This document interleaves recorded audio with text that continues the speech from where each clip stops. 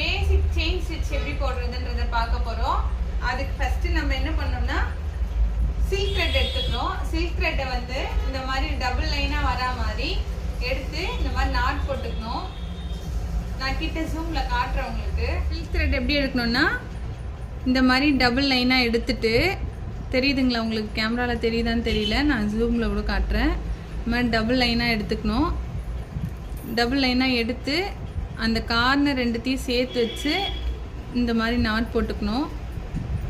இந்த மாதிரி நாட் போட்டு